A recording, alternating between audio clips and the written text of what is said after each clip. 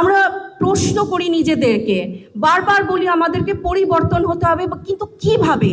প্রায়ই মনে হয় এত অন্যায় চতুর্পাশে জমে গেছে, এর দূর করব কিভাবে? বাস্তব সত্য হলো কখনো আমার একার পক্ষে পুরো জাতিকে পরিবর্তন সম্ভব না।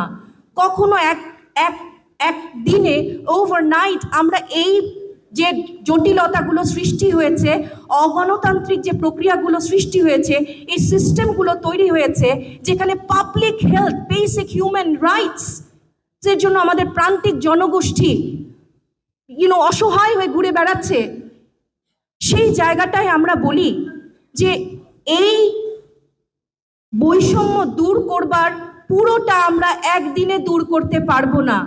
আমার বাবা আমাকে একটা কথা শিখিয়েছেন, তুমি পুরো বাংলাদেশের দিকে না তাকিয়ে তুমি তোমার জগৎটা চিন্তা করো। তুমি যেই রোলটাতে আছো সেখানে প্রত্যেকটা মুহূর্তে দায়িত্বটা তুলে নাও।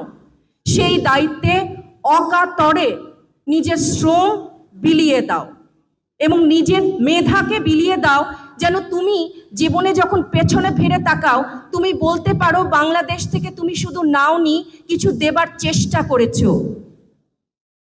আর গুণীজনেরা বলেন, যখন আমরা প্রত্যেকে যার যার জায়গায় পেশার দায়িত্বটা তুলে নেই, তখনই ঘুরে দাঁড়ায় একটি দেশ। আজকে যদি আমরা যে যার জায়গা থেকে পেশাদারিত্ব দেখাই, আমরা যদি যে যার জায়গা থেকে নিজের দায়িত্ব বুঝে নেই, আমাদের এই বাংলাদেশ ঘুরে দাঁড়াতে বাধ্য হবে। আমাদের এই বাংলাদেশে আর কখনো কোনোদিন স্বৈরাচারী কোনো শাসক মাথা তুলে দাঁড়াবার সাহস করবে না।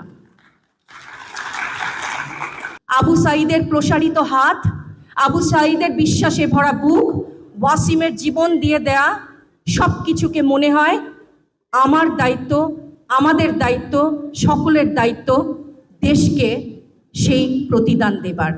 ওদের দায়িত্ব আমাদেরকেই তুলে নিতে হবে।